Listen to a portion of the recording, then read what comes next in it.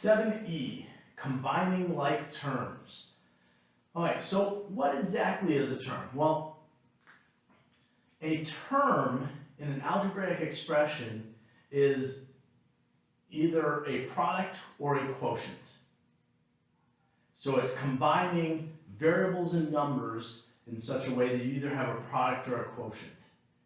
It does not include addition or subtraction. That actually separates out terms. So if I have something like 5x squared plus 3y minus 2xy, so if I have something like this, that's an algebraic expression. We see that we have variables x, y, right? We have some constants. Numbers are called constants because they stay the same. 5 is always 5, 2 is always 2, 3 is always 3, 2 is always 2. Right? So I have these constants and variables combined together. A term is a product or a quotient. So we have right here, let me switch colors, 5x squared is a term. It's 5 times x, that's a product. 3y is a term. Again, a product, 3 times y. 2xy is a term, 2 times x times y. So another product. We could have additionally something like this, plus 3x over y, and that would be yet another term, and we see that that's a quotient. They're tied together by either multiplication or division. The addition and subtraction, well, that's connecting our terms together to come up with an expression. This term plus this term minus this term plus that term. I'm going to get rid of my quotient one for a moment, because we just need to know that those exist, but it's not critical for me to have it in there right now. So this would be considered an algebraic expression with 3 terms. 1 term, 2 term, 3 term. And I am going to add an additional term on here. I'm going to go plus 6. Okay? 6 by itself has no addition, no subtraction, so it is a term. So I now have 4 terms. Now, when we're talking about algebraic expressions in these different terms, the constant part of a term we call the coefficient.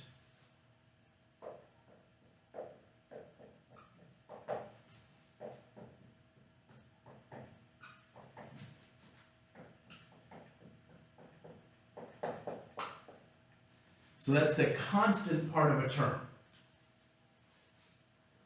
So here we have 5x squared. The coefficient of this term is 5, because that's the constant part of it. 3y, the coefficient is 3. So basically you're looking for that leading number for the term. This one, we can look at it 2 different ways. We can either say that the constant part of the coefficient is 2, or, and we're subtracting this term, or we could look at it as being negative 2, because we could say that's the same as adding negative 2xy. Generally, we would refer to this as being negative 2 as the coefficient of that one, because we tend to treat it as addition. Because remember, when we're dealing with signed numbers, how do we add and subtract signed numbers? Well, adding, we have our methods in place, right? Standard things. If the signs are the same, then just add them, keep the sign. If the signs are different, subtract them, and keep the sign of the larger one. Whereas subtraction, we said, turn it into addition. So we have to realize that subtraction is really just addition. So if we have a minus a term, that minus can become part of that coefficient. So I would say the coefficient of this is 5, the coefficient of this is 3. I'm just going to put coefficient is 5, it's 3, -2, and 6. The constant part of this is 6. Now you notice that with 6 there is no variable part of it. So this 6 we would refer to as the constant term.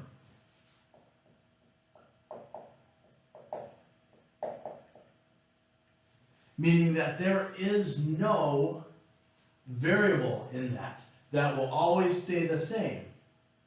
It is 6. No matter what you plug in for x and y, this term always stays 6. So it's called the constant term.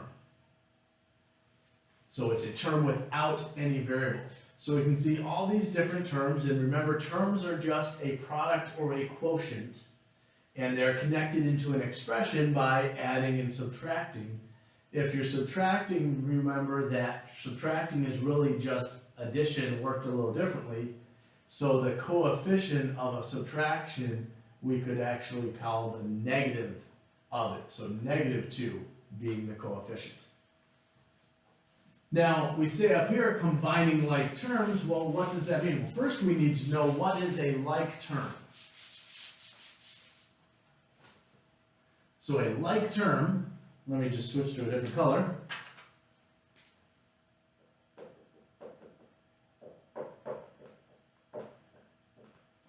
Like terms are terms that have the same variables raised to the same powers.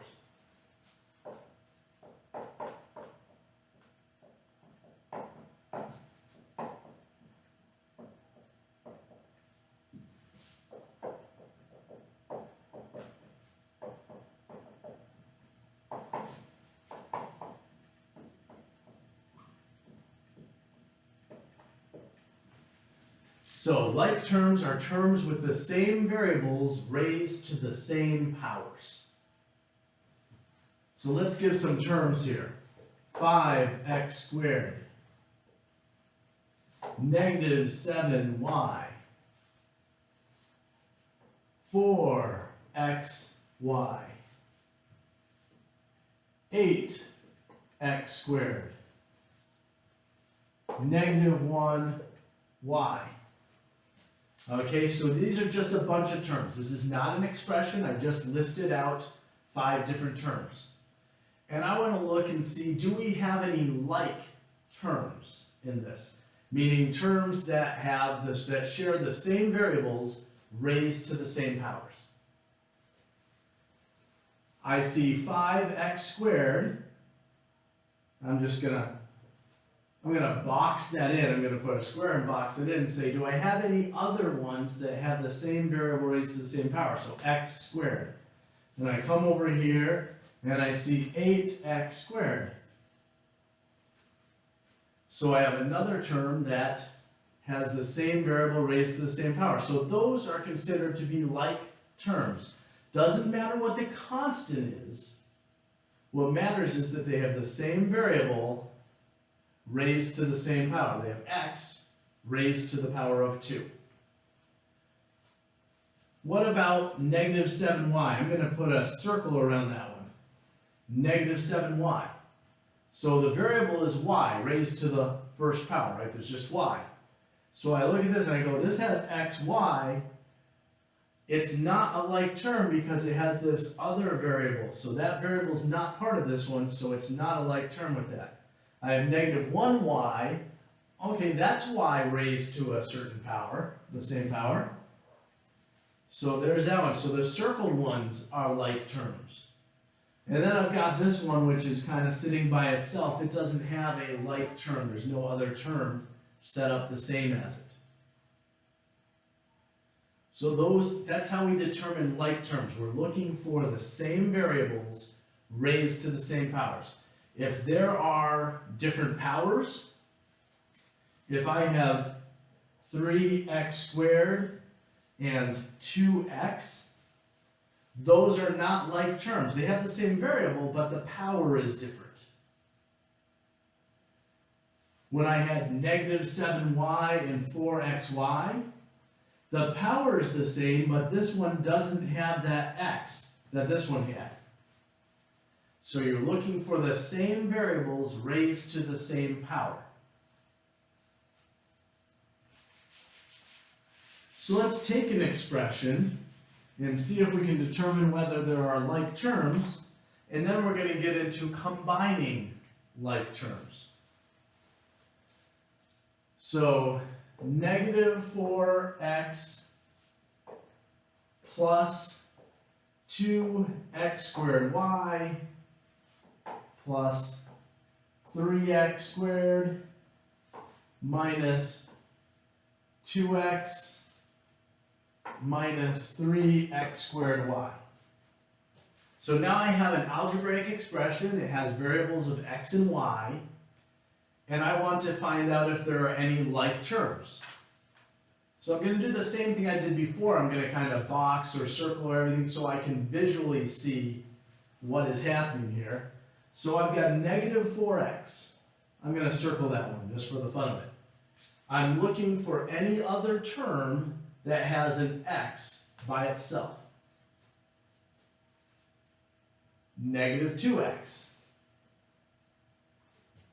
Okay, so we can see right there, I have two terms that are like terms. They both have x. What about x squared y? So 2x squared y minus 3x squared y. So if I box this and I box that, x squared y, x squared y. And then I've got this other one here that's sitting by itself, 3x squared. It didn't match with anything. So that's how we determined like terms. We looked for the same variable raised to the same power, or the same variables raised to the same power. So now how do we combine those like terms? Well, the commutative property of addition says that I can move addition around, and I can add in any order I want.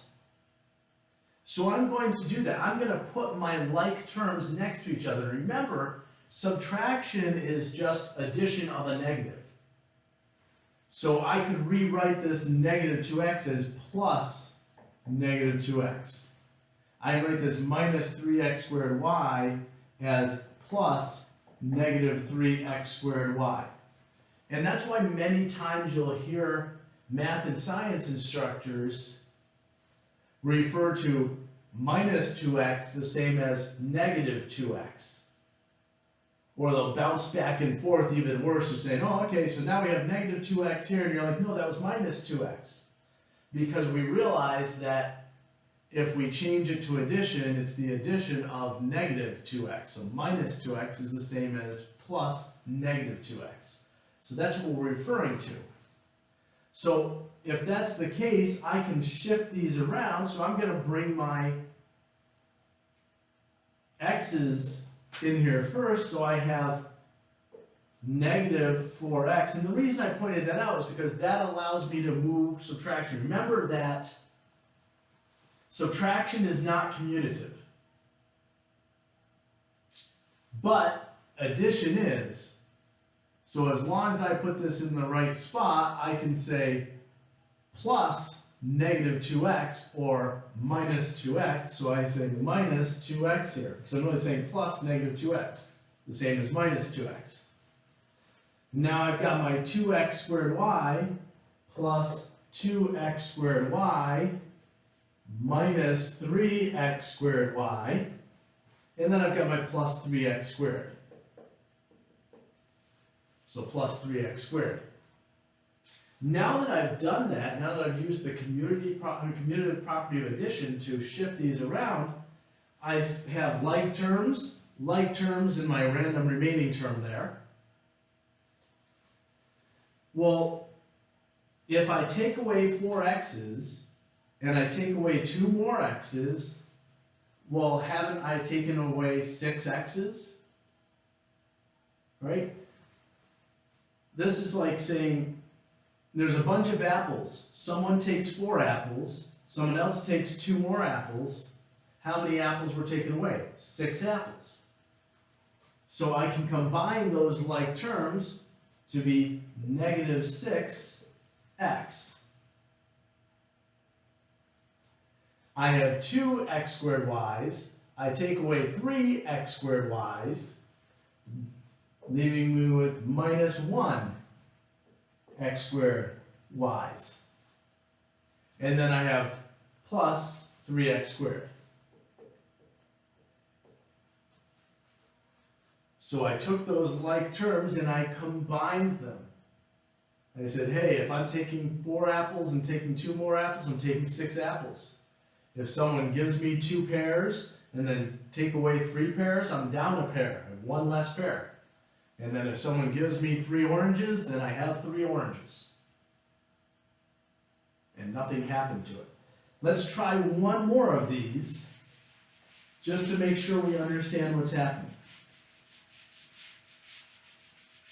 And I'm going to vary this up just a little bit as I do this.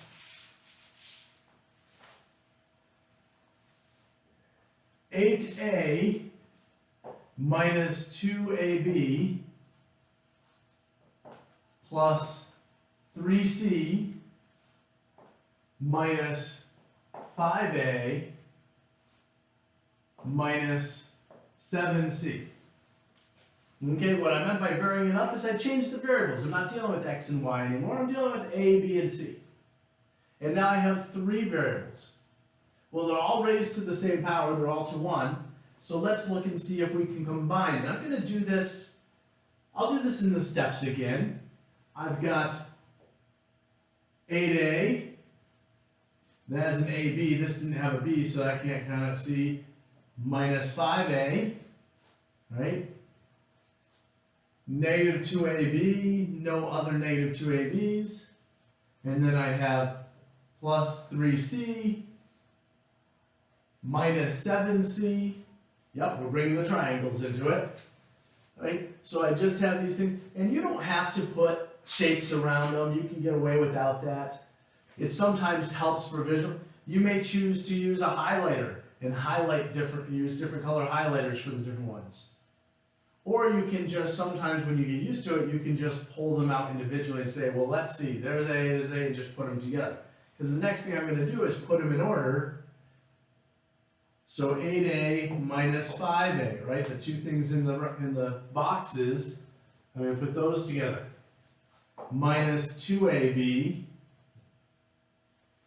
That's the only one. There wasn't anything else that had ab in it. And then plus 3c minus 7c. So now that I've got them next to each other, I go, oh, 8a's minus 5a's leaves me with 3a's. That's the only one, minus 2ab. And then 3c's minus 7c's gives me negative 4c's. And I just combined the like terms. So the combining of like terms is just done by recognizing which terms are the same or have the same variables raised to the same power,